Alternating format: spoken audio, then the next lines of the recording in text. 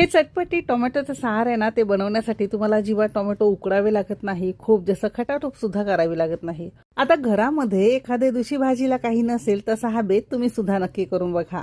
एकदम भारी लागतो.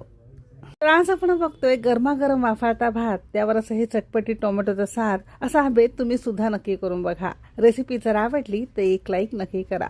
चॅनेलवर नवीन असाल सबस्क्राईब करा. बाजूची बेल घंटा नक्की क्लिक करा. चला तर मग सुरुवात करूया. रेसिपीची सुरुवात ना गरमागरम वाफाळत्या भातापासून करू. असा भात करून ठेवला ना म्हणजे पटकन गरमागरम सार भात तुम्हाला खाता येईल.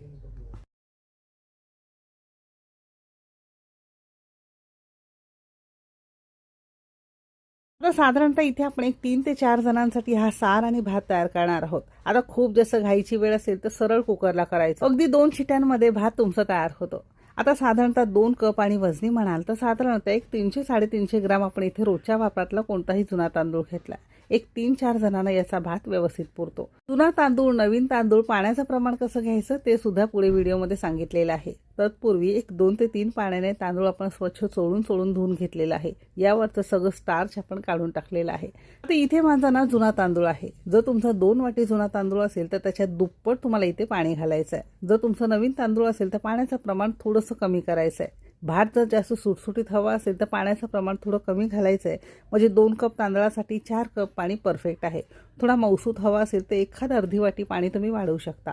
इथे आपल्याला खूप जास्त मोकळा नको, खूप जास्त चिकट चिवट नको, मीडियम कन्सिस्टन्सीचा हवा असल्यामुळे 2 कप तांदळासाठी 4 कप पाणी आपण इथे जुना तांदळासाठी वापरलंय.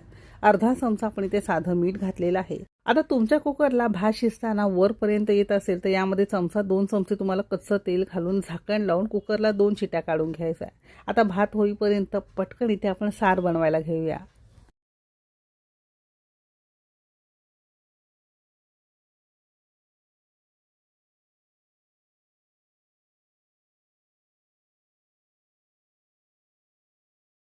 आता टोमॅटोचा सार जेव्हाही तुम्हाला बनवायचं असेल ना, असं हे छान लाल भडक, थोडेसे गाभेदार किंवा गावठी टोमॅटो आपल्याला निवडून घ्यायचे. म्हणजे याचा सार ना छान चटपटीत आणि मस्त होतो.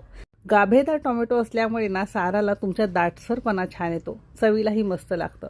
बाकी साधे असतील तर ते सुद्धा तुम्ही इथे वापरू शकता. आता हे मध्यम आकाराचे आहे तर यातले साधारणतः एक 4 ते 5 आपण टोमॅटो घेतलेले आहेत. वजनी म्हणाल तर साधारणतः 250 ते 300 ग्राम. आता याचा सार एक 4 ते 5 जणांना व्यवस्थित पुरतो. सुरुवातीला स्वच्छ आपल्याला हे धुवून घ्यायचं आहे. हवं असेल तर पाण्यामध्ये थोडंसं मीठ घालून तुम्ही ठेवू शकता. आता आपल्याला सिम्पली हा टोमॅटो चिरून घ्यायचा आहे.